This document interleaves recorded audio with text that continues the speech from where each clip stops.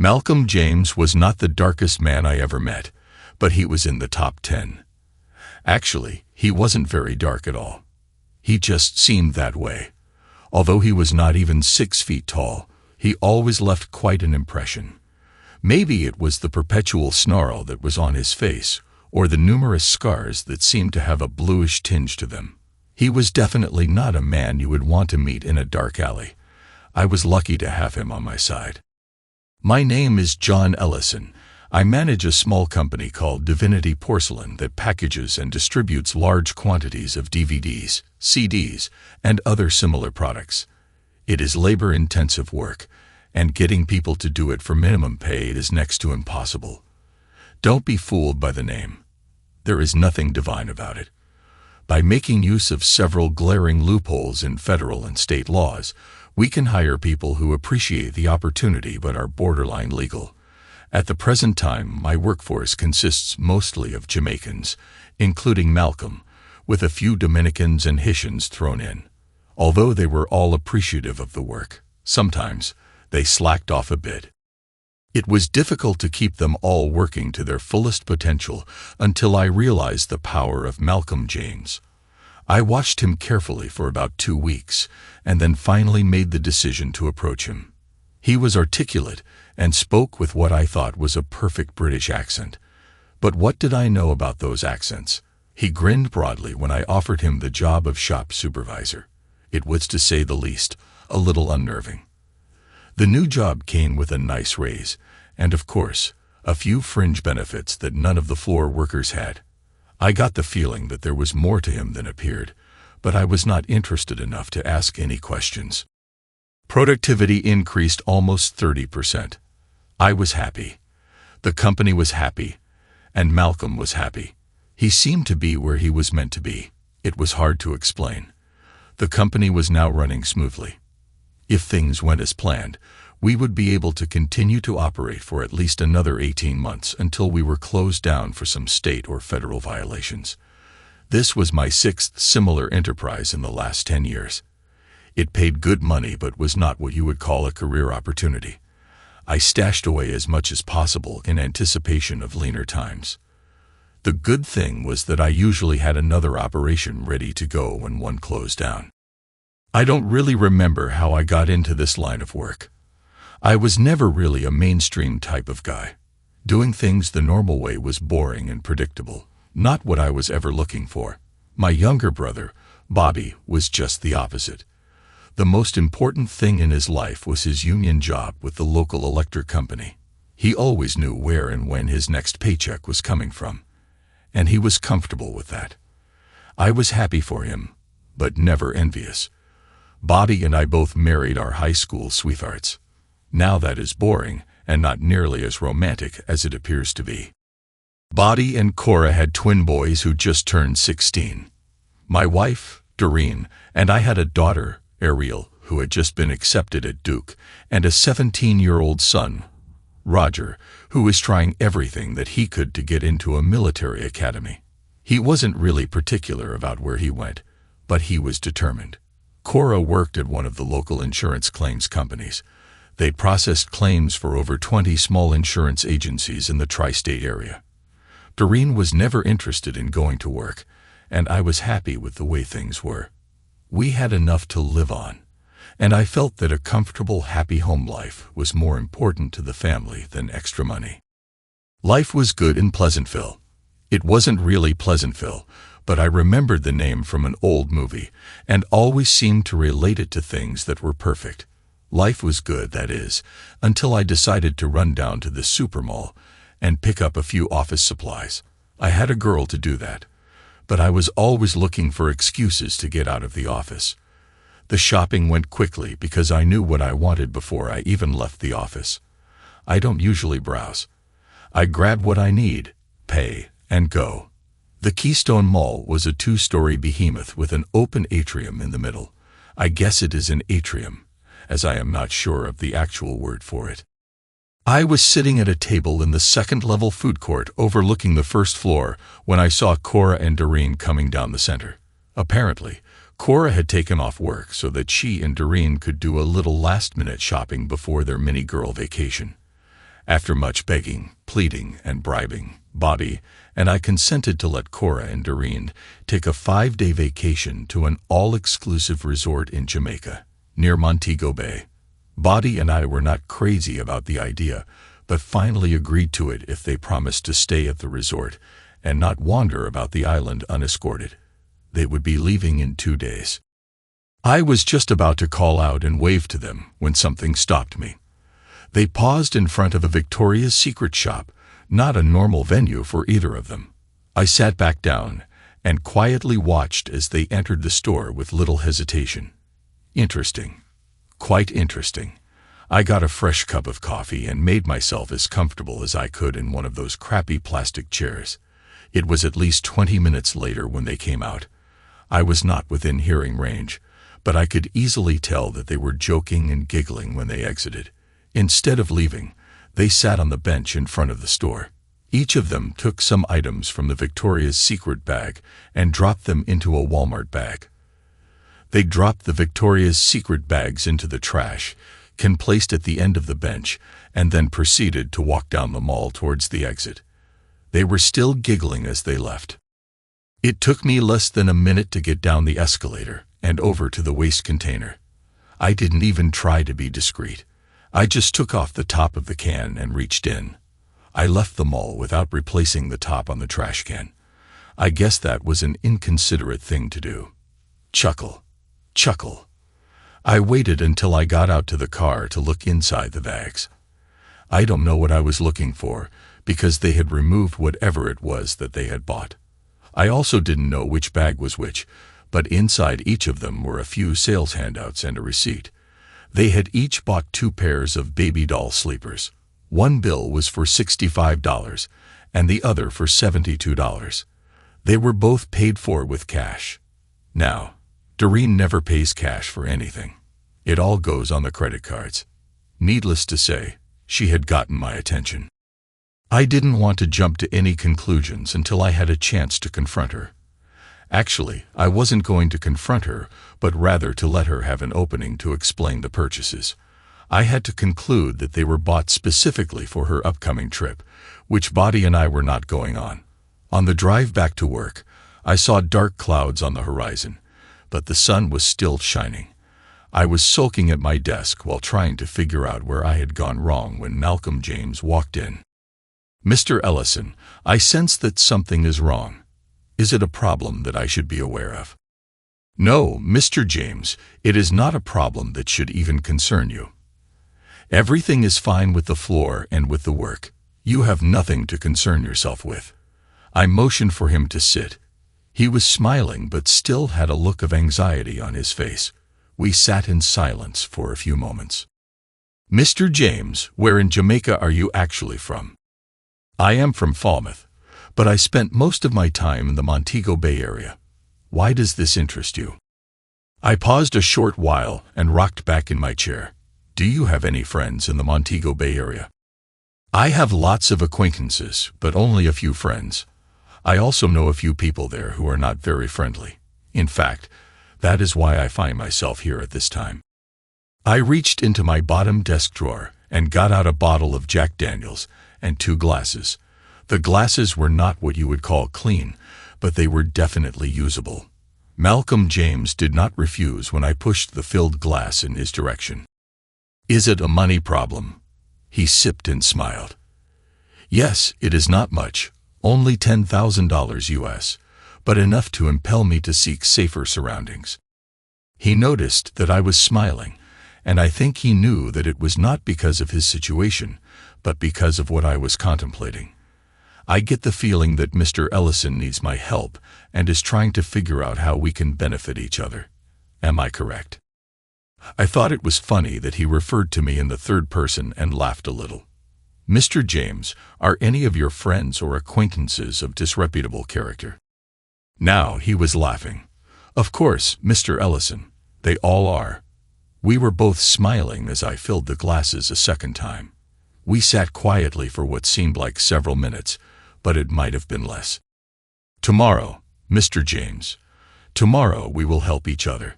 He smiled again as he got up to leave, and I noticed the gold tooth on the right side, toward the rear. I thought it was a little ominous. It was a family dinner that night. Ariel let everyone know that she could start a summer session at Duke if she could leave within a week. Doreen wasn't thrilled with the idea, but was outvoted. Roger had decided that he wanted to complete a year at the Marine Military Academy in Harlingen, Texas before starting college. I had previously rejected the idea because of the expense, but tonight I was feeling a little different. Doreen gave me an odd look when I supported Roger's idea but didn't say anything. After the kids left the table, I asked her about her day. Cora and I got the last few things that we needed for the trip. I got the cutest little flip-flops. We decided not to take a camera because we were worried about losing it. We each got new swimming suits, two-piece ones, but a little on the modest side. We are not young, you know. I smiled a little at the way she was chatting. She was nervous, and when that happens, she has a tendency to talk too much. If I let her rattle on, she might eventually trip herself up, but I already got the answer I was looking for. She said nothing at all about the trip to Victoria's Secret and didn't even hint at it. She was still talking, but I was no longer paying attention. She finally realized what she was doing and shut up. It was too late. She gave it away without even admitting anything.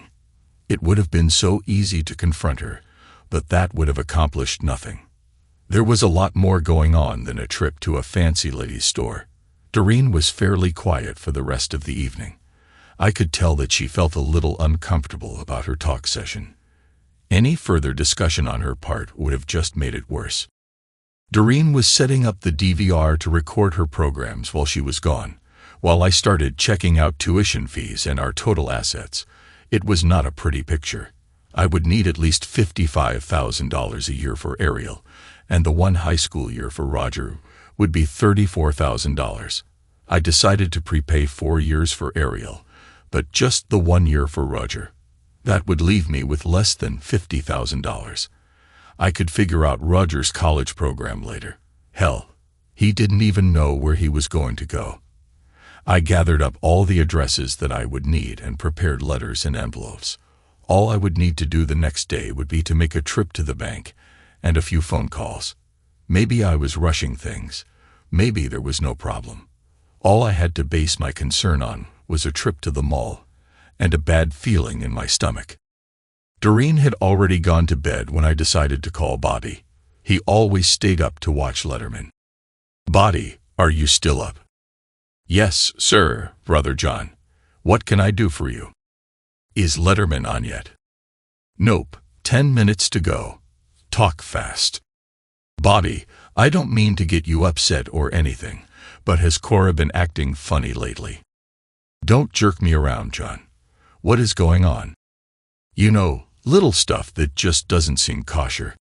"You mean like the Tupperware parties and Magic Chef parties?" "Maybe. Why are they funny?" "John, Cora and Doreen have started going to these things on a regular basis along with book club meetings and card parties." "Yeah, so what?" "Cora doesn't read much. She hates to play cards, and she never buys anything at those damn parties." "Did you say anything to her?" "Hell no. I didn't want to take the chance of ruining my marriage." "What do you mean?" "John, if I accuse her of something or even hinted at it, and I was wrong, my life would be a living hell. I ain't saying a damn thing until I have a little more to go on." "Did she show you what she bought while she was shopping today?" "Yeah, a swimming suit, a pair of sandals, and a floppy hat." "Why?" "I just wondered." There was an awkward lull in the conversation, which I finally broke. "Bobby, does that guy you know from high school still work in the personnel department at Continental Claims Associates?" "Yeah, I think so." "Why?" "Could you call him tomorrow and ask him if any other company employees are taking vacations at the same time Cora is?" "John, what the hell is going on?" "Bobby, I don't know. I just know that something is not right.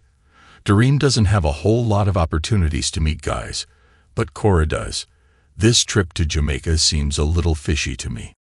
Maybe I should just talk to Cora." "No way, Bobby. Whatever you do, don't say anything to her."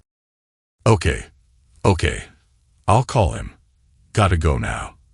Letterman is starting. I slept on the couch that night. No specific reason, but I just didn't feel like crawling into bed with Doreen.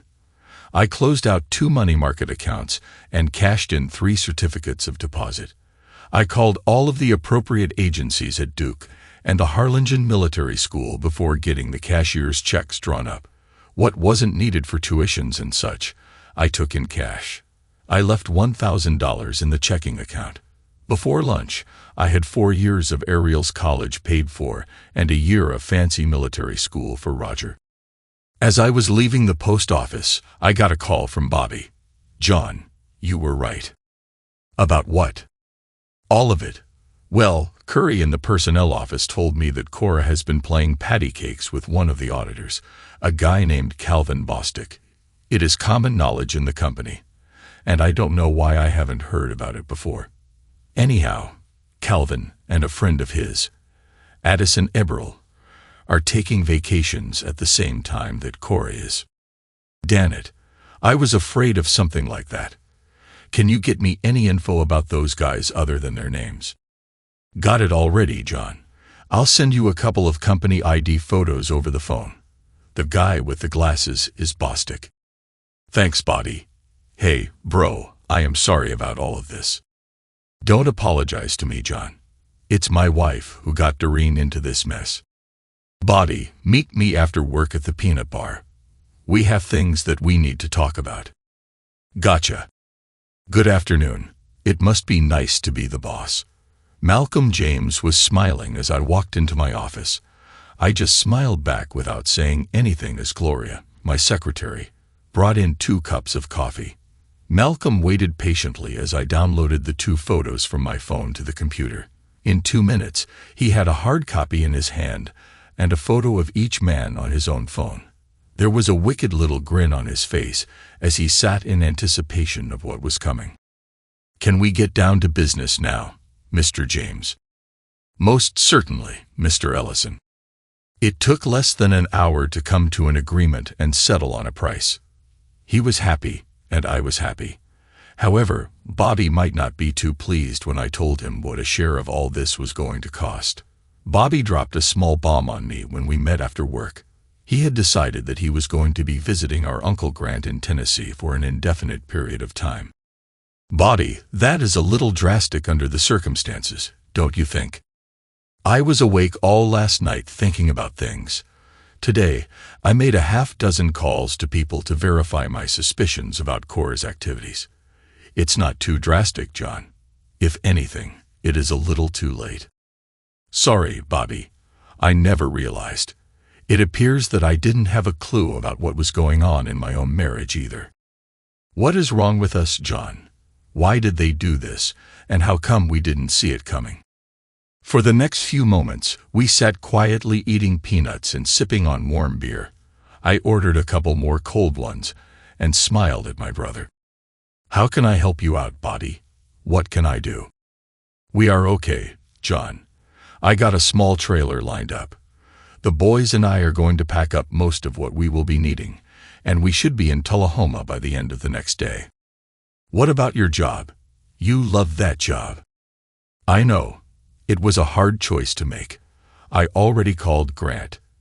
He said I won't have any trouble getting some type of work there. Whatever it is, it won't have all the fancy union benefits, but the boys and I will be able to get by. I'll be taking all of our savings and investments with us when we go. What are you going to tell Cora? I am going to leave her a note that we went to Alaska. I always talked about going there, so she might be gullible enough to buy it, at least for a while. Oh yeah, that reminds me, Bobby, you owe me $4,000. What? What the hell do I owe you $4,000 for? You got to trust me, Bobby. It is money well spent, and it is better if you don't know any more than that. Will I get it back? Probably not. Crap. I decided to give Doreen another chance to come clean after supper that evening. The results were no better this time. She did happen to mention that since her cell phone would not work there, she was going to be leaving it at home. She told me to just assume everything was okay unless I heard otherwise. If there was a problem, she promised that she would find a way to let me know. Since Doreen was going to be spending the evening packing for her trip, I decided to take the kids out for a night of bowling. The suggestion was met with a lot of groans and eye-rolling, which stopped as soon as I shook my head and drew my finger across my lips. We did go to the bowling alley, but we never did bowl. It was not something that I wanted to do, but something that I had to do. At this point, I didn't actually know anything, but I did feel strong enough about what was going on to take action.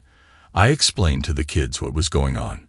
Ariel seemed to understand, but Roger was not happy. Both of the kids were excited about the school preparations, especially Roger, who had no idea up to this point that I had set everything up. Ariel was ready to leave as soon as possible and was tickled pink when I told her she could take Doreen's Volvo. She was not expecting a car at all. I thought that it was the fair thing to do. Roger was going to be staying with my parents until arrangements could be made for him to go to Harlingen. He would probably still be here when Doreen returned from her vacation. We would just have to wait and see if that caused any problems. The kids would be able to store all of their personal belongings at my parents' place for as long as necessary. I was not sure what I would be doing. Bobby and I both arrived at the departure terminal at the same time. We didn't talk but did nod to each other from 50 feet away. Cora and Doreen were laughing and giggling as they entered the facility together. They did remember to turn, wave, and smile at both of us before leaving the platform. Bobby and I did not smile back. When I arrived at work, I was greeted with a bevy of government cars and a few police units. This was a scenario that I had been through before, so I just tightened up my belt and walked in. Gloria was waiting for me with a smile on her face. She had also seen this before. The work floor was almost entirely empty. There were a few Haitians milling around, but there were no Jamaicans or Dominicans to be seen anywhere, which included Malcolm James. Gloria had already called the lawyers.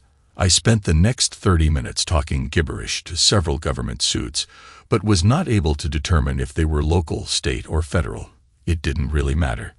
The legal beagles finally showed up, and Gloria and I were able to slip away with no problem.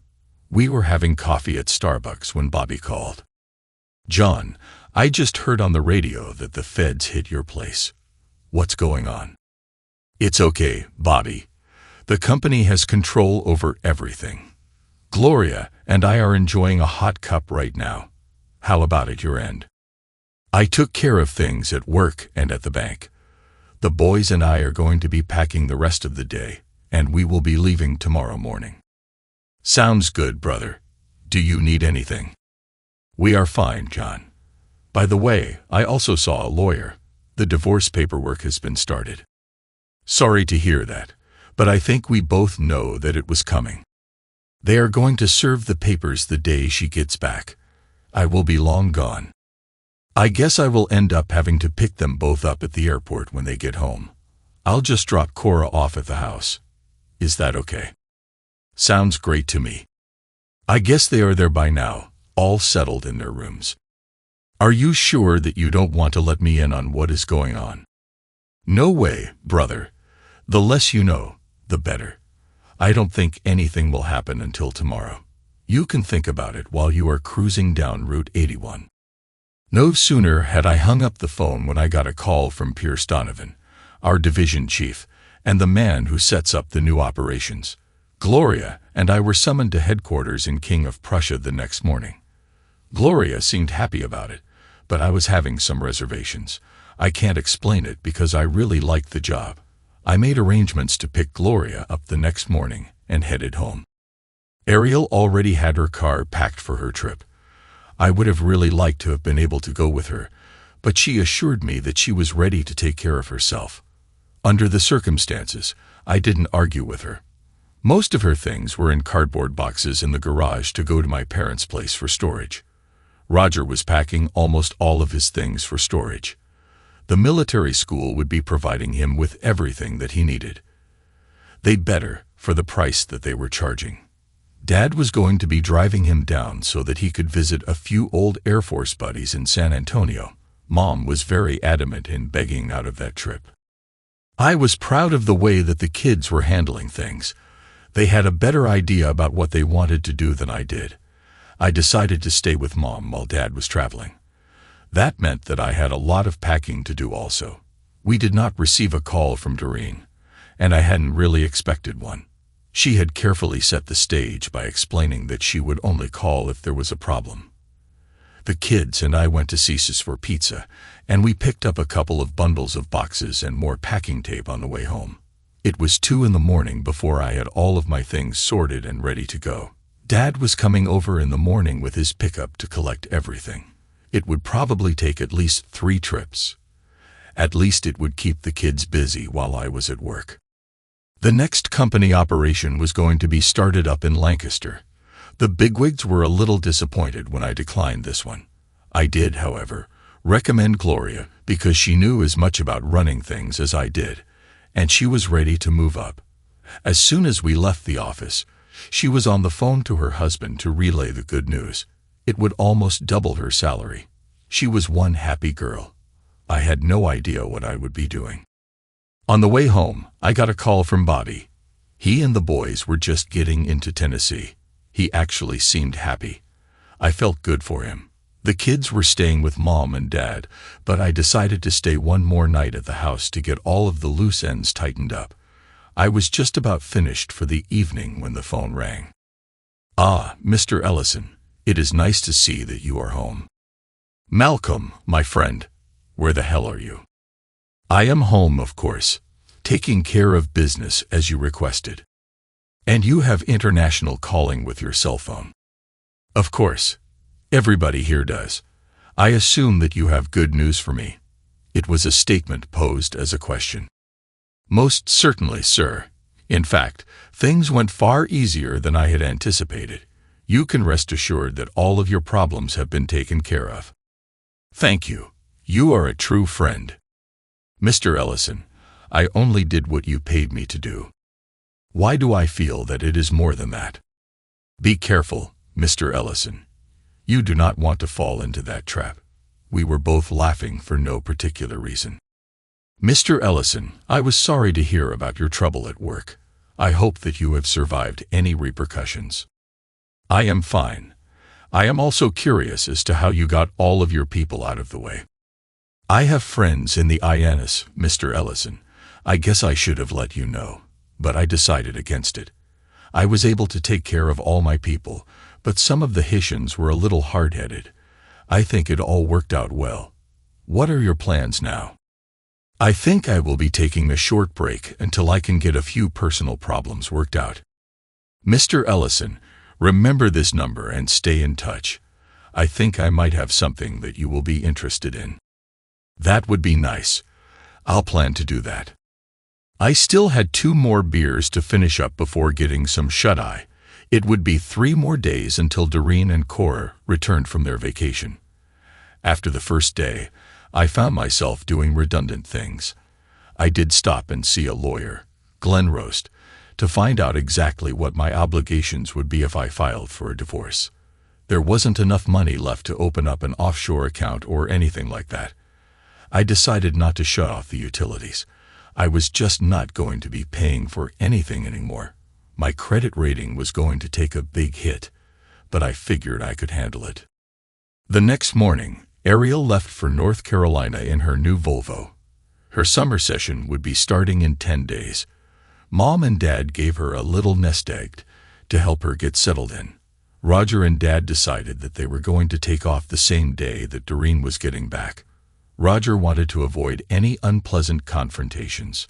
I thought that this was a good idea. It appeared that they had a few stops planned on the way, including some Memphis barbecue and New Orleans gumbo. Everybody, except me, seemed to be happy.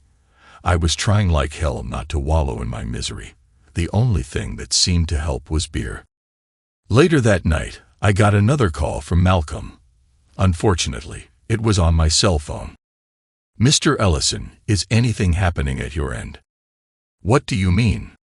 "The gentlemen in question have been missing for 2 days now, And the ladies have not notified the hotel personnel or the local police. Did they possibly report this to your local authorities there? Not that I know of. Why haven't they contacted any officials in the immediate area? My people tell me that they seem to be baffled or confused about what to do. They are definitely not having a good time. My guess is that they are afraid that if they draw attention to the situation, they will expose themselves as, I don't know what the proper term to use, Mr. Ellison. I don't want to offend you in any way. So they are doing nothing. It appears that they are constantly looking for the gentleman to show up and hoping that things will resolve themselves. I am afraid that they will be greatly disappointed. Mr. James, what are you suggesting that I do? As I see it, there is nothing that you can do. We have to wait for them to decide to report it, either here or back in the States when they return. That would be awkward. What local authorities would they go to report a crime that took place in Jamaica? Mr. Ellison, I believe that you have created quite a dilemma for your wife. I have a feeling that she wishes that she had never taken this trip. No matter what she does, she will be in trouble. I thank you for the call, Mr. James. I am going to sleep with a smile on my face tonight. I will call you if anything changes, Mr. Ellison. Morning brought a lot of anxiety. I didn't sleep as well as I thought I would. The first thing I did was make a quick call to Bobby to see if he had heard anything from Cora. He had no contact from his wife either. The trip for him and the boys went well, and they were all comfortably settled in. Before hanging up, Bobby mentioned that he was going to be turning off his cell phone for the next 2 weeks. He told me to call Grant's number if I had to get in touch with him. It was the longest day of my life. I checked and double-checked the house to make sure that I had taken care of everything. I went to see the lawyer again and filled out an information form so that I could file for the divorce with no problems at the appropriate time. I gave him power of attorney to handle the separation and any other actions for me. Just on a whim, I gave him a hefty retainer for any possible future repercussions from the Jamaica fiasco. I was a little worried that I might have gone too far. On the drive back to my parents' home, I realized that none of the concerns that I had had anything to do with my marriage. Sure, everything that I had done was a result of Doreen's infidelity, but the breakup did not actually seem to bother me. Somewhere along the line, I had resolved myself to accepting it. There was a bit of serenity that came with that realization. Knowing that the kids were not going to be suffering any great trauma made things a lot easier. I don't know why I didn't feel worse. I felt betrayed, but not humiliated. That was strange because it was not what I had ever expected. Roger and Dad left with the rising sun. Roger got to drive the first leg of the trip. Mom insisted on packing a lunch for them, but I secretly think they were looking forward to a week or so of junk food. I had about 6 hours to kill before the plane arrived back from Jamaica. I got to spend some rare one-on-one time with Mom. She was supportive, but just to be on the safe side, she did not say anything against Doreen. They had actually gotten along fairly well over the years, and I think Mom was sad to see what had transpired. I didn't park the car and go in to help them. I simply waited for them to come out of the terminal with their bags. I had to move the car twice, but just circled and came back. John, why didn't you come in to help us get our bags? It's a damn hassle parking the car, and I figured that this would be easier all around. John, where is Bobby? Cora noticed that her husband had not come and felt obligated to inquire. He and the boys are tied up. I told him that I would drop you off at the house. In a few minutes, we were on the way. No one was talking for the first few miles. The silence was quite obvious. Doreen seemed to be occupied, looking out the side window. And Cora sat in the back, trying to be inconspicuous. Well, are you going to tell me about the trip? What you did? Where you went? Did you have anything good to eat? You two are awfully quiet for just returning from a tropical vacation. It was a long flight, John. To tell you the truth, we are exhausted. I just want a hot shower and a soft bed. That's it. That is all you have to say for 5 days. I'll tell you all about it tomorrow. Okay. Since she was back to looking out the window, she didn't see me smiling to myself. The rest of the trip home was silent. It would have been easy to push the envelope a little, but I was having enough fun just watching them squirm. Since I had not heard anything from Malcolm, I had to assume that they did not report the missing men to anyone. I wonder what they did with their luggage. Interesting. I dropped Cora off at their house and 10 minutes later pulled into our driveway. Doreen looked at me with an odd expression when I removed her bags from the car and set them on the grass instead of carrying them into the house. As I was getting back into the car, she finally spoke. "John, where are you going? Aren't you coming into the house? What about my bags?" "I have to run right now, darling. I'll call you later." She looked so bewildered standing there watching me drive away. I would have loved to see her face when she discovered that I had actually moved out of the house. Of course, she would not have a lot of time to dwell on it, because Cora was probably on the phone by now. "John, Doreen has called 3 times already. She keeps asking me what is going on, and I keep trying to avoid answering her. John, you know I am no good at that kind of stuff. I don't like what happened, but I don't want to be in the middle of it either. You are going to have to talk to her." "Sorry, Mom. The next time that she calls, I'll take it. Did she ask about the kids at all?" "No. She was sort of babbling about an empty house and a problem that Cora seemed to be having. I didn't try to give her an explanation. I just put her off."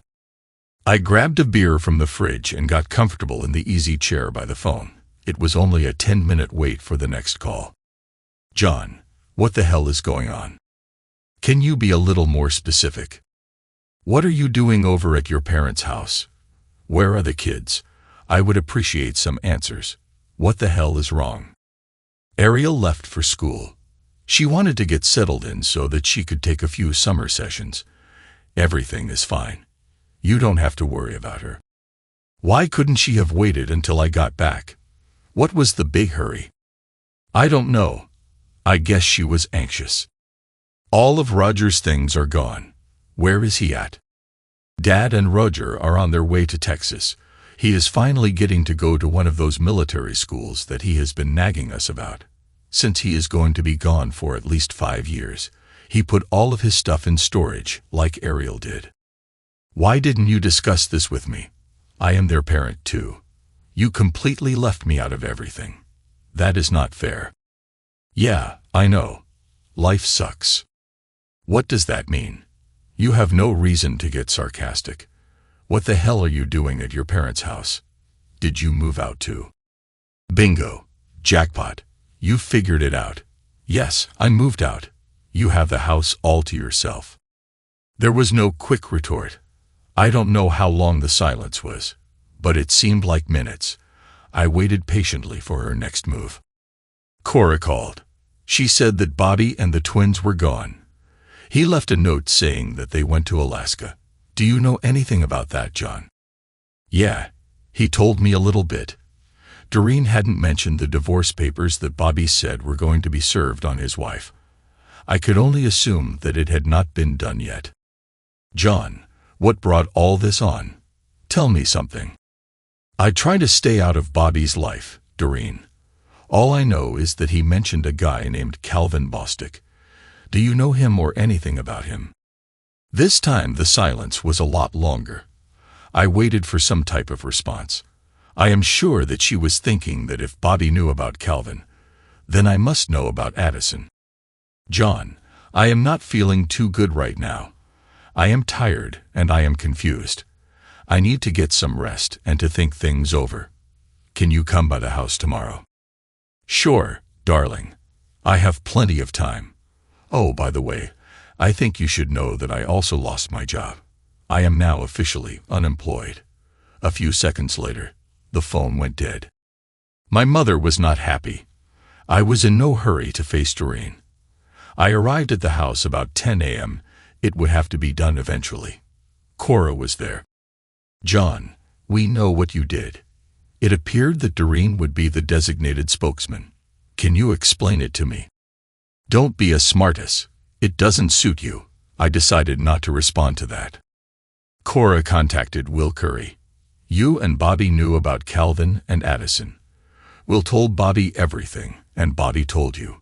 You can't deny it, and you can't hide it. So who is this guy Addison? How come you never mentioned him to me? John, you are trying to be cute again. You know perfectly well who Addison is. You also knew that Calvin and Addison were going on the trip to Jamaica with Cora and me. Everything that she said was accurate, so I saw no reason to argue with her. Neither one of you made an attempt to stop us from going on that trip. You both knew that we were going to a tropical island with 2 men, and you did nothing to halt it. What kind of husbands react that way? Things were getting humorous now. Doreen was carefully shifting the blame for the affair from the cheating wives to the indifferent husbands. She noticed me smiling, and her tone immediately changed. It is not funny, you asshole. 2 good men are dead now because of you. You could have said something. You could have stopped it. But no. You had to go and have them killed. You didn't do it yourself, but we know damn well that you arranged it. Did you report this? What do you mean? When did you realize that they had been killed? Who did you notify? No one. We couldn't tell anybody. If we had, then you and Bobby would have discovered what we had done. We couldn't take the chance. So you left Jamaica without informing the authorities that the 2 men who were with you had been killed. I think somebody is going to be pissed. Both women just sat and stared at me. I was still smiling. So, my loving wife, what are you going to do now? We are going to the police station and report it. It has to be done. And pray tell me, just how are the local police going to handle a murder that happened in Jamaica? By the way, do they have the bodies or the murder weapons? There are no bodies. You were too clever for that, weren't you? I don't know what I ever did to deserve this. Doreen, but you go to the police and tell them the whole thing. Make sure that the report shows exactly why the 4 of you went to Jamaica and what you were intending to do there. I'll need that information for the divorce action. You asshole. Cora took advantage of my comment to chime in. Bobby had me served with papers last night. You knew that, didn't you? You were laughing to yourself all the way home from the airport, weren't you? Yeah. He did mention something like that before he left. I watched as Cora stormed out of the room.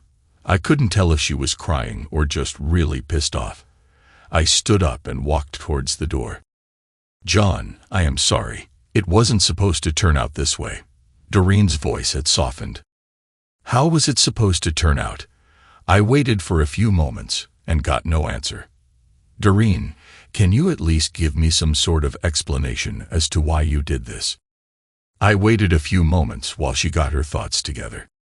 The kids were grown, and you were working all the time. My life had become drab and uninteresting. Cora had had the same problem, and she said that she solved it by making a few male friends outside of the house. A few male friends. Don't interrupt, John, or I won't be able to get through this. I decided that it was worth a chance, so I had her fix me up with Addison. So, was it worth it? I watched her squirm a little before answering. Actually, John, yes. It was worth it. It was fun and exciting. I can't lie to you. I enjoyed every minute. Up until I met Addison, you were the only guy that I had ever been with. I would never consider leaving you to be with him. But I always had a good time when the 2 of us were together. So, I was just a big joke. It wasn't like that, John. I was not trying to replace you or make fun of you. I was just attempting to make my life a little more interesting. I really didn't need to hear any more. I turned and walked out of the door. I went to Wendy's for lunch. It was just before noon the next day when Detective Daniel Green came to see me. He allowed me to drive my own car to the station. I think he did that so that he wouldn't have to drive me back. He did not seem too concerned about my showing up. We talked for 3 hours. I finally called Glenn Roast. He got everything settled so that I could leave, And he also got copies of Doreen's statement about the alleged murder. Her certified comments about the reason for the trip were going to be enough for the divorce papers. Detective Green seemed to be baffled.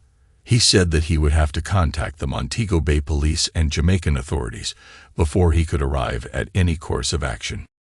I am totally ignorant about all the terms used to describe the different levels of killing someone and what proof is required for each one. He was trying to explain it to me, but I blocked it out. Late that night, I got another call from Malcolm James. "Tomorrow, Mr. Ellison. Tomorrow will be a glorious day." Tomorrow came, and nothing happened until about 2 p.m. when I got a call from Detective Green.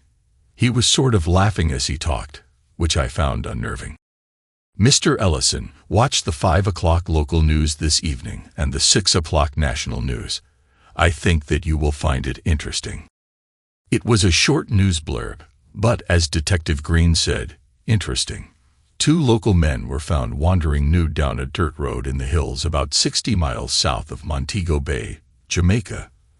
The men claimed that they had been kidnapped and held for ransom at a goat farm in the mountains. They managed to escape early this morning and make their way toward town, where they were rescued. The national news was basically the same, except it had pictures of the 2 men and mentioned their names. A short while later, I got another call from Detective Green. He asked me to come in the next morning so that we could discuss the circumstances surrounding the incident. I thought that that was mighty generous of him. Mom thought the whole thing was hilarious, and I think she even winked at me. I slept well that night. As I went into Detective Green's office, I saw Doreen and Cora being escorted into the same interrogation room that I had previously been in. I am sure that they were going to have a lot of fun the rest of the day. "Mr. Ellison, I am not sure that you are completely innocent concerning this affair, but I see your involvement from a far different perspective now." He was actually smiling when he said that. I couldn't help but return the expression. "As I said before, I am completely innocent of anything to do with the disappearance of those 2 men." I thought he was going to burst out laughing, but instead he offered me a cup of coffee. "It appears, Mr. Ellison, that Mr. Bostic and Mr. Eberl made a midnight excursion from their vacation compound to purchase a little local weed, ganja by name. 5 minutes after they left the hotel, they were kidnapped, tied up, and taken on an hour's drive over rough mountain roads. This is all their version, you understand." I sipped the hot coffee that one of the uniformed officers brought into the office and smiled with a little nod. Both men were stripped of all their clothing and locked in a goat pen that just happened to have bars on the doors and windows. The next morning, they were informed that a ransom demand for $10,000 US each had been delivered to the ladies that had accompanied them to the hotel. They would not be released until the ransom had been paid. Detective Green stopped for a moment and tasted some of the machine coffee. It sucked, but he seemed to be used to it. "Detective Green, I don't believe that my wife or my sister-in-law had access to that kind of money." Apparently not. The following day, Mr. Bostic and Mr. Eberl were told that the ransom demand had been dropped to $5,000 each, and that this was presented to both Mrs. Ellisons. The coffee was actually tasting a little better by this time.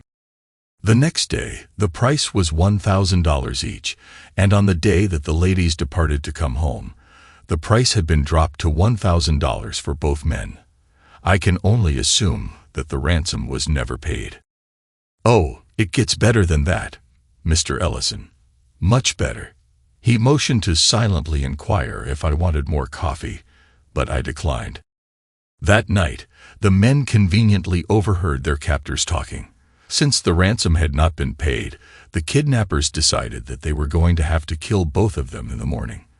Luckily, they discovered that one of the windows in the hut was unlocked. I found it hard to control myself at that point, and my host was having the same difficulty. We managed to keep it down to muffled snickers. In a heroic effort, they broke free from their confinement and made a mad dash for freedom down the mountain with no shoes and no clothes. I swear that if it had not been such a serious situation, both of us would have burst out laughing. We took a moment to contain ourselves, and then he started up again. "Mr. Ellison, neither your wife nor your sister-in-law ever got a ransom demand. Now, isn't that amazing?" Is that a question or a comment? Now, both of us were actually laughing, but very quietly so as not to attract attention. "Seriously though, Mr. Ellison, I am sure that you had some input into this entire fiasco. However, I don't see any reason for us to pursue anything at this end." "Well, that is good news. Can I consider this case closed, or should I be prepared for something popping up in the future?" "It is closed as far as I am concerned. Your wife and sister-in-law, however, have a few more questions to answer about the charges that they made against you and your brother. Our legal people are reviewing their statements pretty closely, just in case." Doreen and Cora were still in the interrogation room as I left the building. My wife saw me as I walked by and tried to make some sort of gesture. I pretended that I didn't see her and kept walking. It was a front-page story in the local newspaper, and both Doreen and Cora were mentioned by name. I am sure that they will be getting a lot of questions about that from all of our friends and relatives. I stopped at a Taco Bell for lunch on the way home. That evening, I got another call from Malcolm. "How are things at your end, Mr. Ellison?" "Couldn't be better, my friend. I am very impressed." "Thank you. I always do my best, Mr. Ellison. A few days ago, I mentioned the possibility of a position here that might suit you. Do you think that you might be interested?" "I would be interested in discussing it." "Fine. There will be a ticket waiting for you at the Jamaica Airlines counter tomorrow morning. Don't worry, it will be a round-trip ticket." Malcolm was laughing on the other end, a wicked little laugh. 6 weeks later, I was completely relocated to Falmouth, Jamaica. It appears that Malcolm James had many friends who had a lot of money that needed to be invested. They bought an all-inclusive resort facility that had come upon hard times. Since 90% of the clientele were from either North America or Europe, they wanted a man of my stature to be the responsible person of authority. Yes, I sold out. I was now in the position of posing as a front, or a shill, so to speak. Although I was required to actually set up and manage the facility, I still reported to a clandestine group who wished to avoid any and all publicity. I was well paid and well compensated. It was an interesting position. I had a lady working with me, named Marja, who was wanted by the Finnish authorities for the murder of her philandering husband. As long as she stayed in Jamaica, she was safe. She was in charge of all of the recreation, events, and advertising. Most of the other employees were locals, who for some reason seemed to have excellent work ethics. Many of them, I discovered, were hired by Malcolm James. Interesting. There were 3 different restaurants in the facility, and the prominent menu item at each of them was goat in some fashion. Doreen and Cora had been convicted of something, somehow related to the incident, and they both received suspended sentences. I never even found out what the exact charges were. I hear that Calvin Bostic and Addison Eberl both accused Doreen and Cora of refusing to pay their ransom. They never believed the story that no ransom demands were ever made. I think that those relationships died rather fast. 5 months after relocating, my divorce was finalized. Time passes rapidly when you are having fun. 2 years have gone by. Ariel is doing great at Duke, and Roger is now at Texas A&M on a full scholarship. Doreen keeps in touch with them 3 or 4 times a month by cell phone. Cora tracked Body down in Tennessee and had him served with papers to get custody of the twins. A week later, Body and the boys were in Alaska. Marja and I moved in together. There is an odd excitement about sleeping with a woman who murdered her husband, sort of like bungee jumping. I had no further contact with Doreen until last week. "Mr. Ellison, I have good news and I have bad news. Malcolm has turned into a big joker. I always have to be on my toes." "Give me the bad news first." "The Silver Star cruise ship arrived this morning, and your wife is on board with a gentleman friend." A chill went up my spine. "What is the good news?" A big grin came across his face. big enough to show the demonic gold tooth. The Jamaican authorities had her name on a special list. Since we are now using passports for all Caribbean travel, it was easy to flag her arrival. And what exactly does this mean? The former Mrs. Ellison has been detained, and charges are presently being prepared. It seems that her failure to report the kidnapping 3 years ago has been considered to be a criminal offense of some type. A lot of local officials were embarrassed by the whole situation, and they seem more than eager to get a little payback. Dan, Malcolm, she didn't really do anything. I know that, and you know that, but that doesn't make it go away. What is her travel companion doing to help her? Nothing. When the police explained to him what had happened, he couldn't get back on the ship fast enough. I think he is planning on flying home. Doreen ended up in Kingston, and she was charged with several minor offenses. No suspended sentences here. Some low-level U.S. Embassy people tried to intervene, but it was to no avail. She was sent to Fort Augusta for 1 year. It wasn't fair, but it seemed to be out of my hands. It was 3 months until I got up the courage to go see her. Malcolm had arranged for the visit beforehand. John, what are you doing here? It is so good to see you. How did you find out about this? She looked a little thinner and gaunt. Perhaps it was the lack of makeup and grooming. Doreen, I live here now, on the north side of the island. I've known about your problem for a while now. What? Why didn't you do something? You must know somebody here that can help me. What would you want me to do? Get me out of here, please. You can't imagine what this is like. I looked at her without speaking. I actually didn't know what to say. John, the guards are forcing me to provide favors for them. Favors? Sexual favors, John. I am being forced or coerced to provide the male guards with sexual favors. Do I have to be more explicit? No, I think I understand. I'll see what I can do. We spent the next 30 minutes talking about the kids and what they were doing. When I left, I promised her again that I would see if I could help her. I know that it doesn't all make sense. I should really be happy to see that the witch is being torched, but she was my wife for 20 years, and she was the mother of my children. I explained the problem to Malcolm. He seemed a little confused at my concern for Doreen's well-being, but promised to take care of things. As if by magic, Doreen became off-limits to the guards, and there would be no repercussions. I never verified this, but I had Malcolm's word, and that was good enough. The processes were started to change her sentence to time served. 2 months later, I drove down to Kingston on the day that she was being released and scheduled to go home. As usual, some low-level embassy personnel were taking credit for getting her sentence commuted, but I knew better. I didn't get to talk to her, but we saw each other from afar. She was smiling, sort of, and wearing a powder blue maternity dress as she walked across the tarmac. Never saw her again, never intend to as well. Thanks to everyone who took the time to listen to today's stories. If you enjoyed it, please consider liking and subscribing if you haven't already. Feel free to share your thoughts on the events in the comments below. Take care.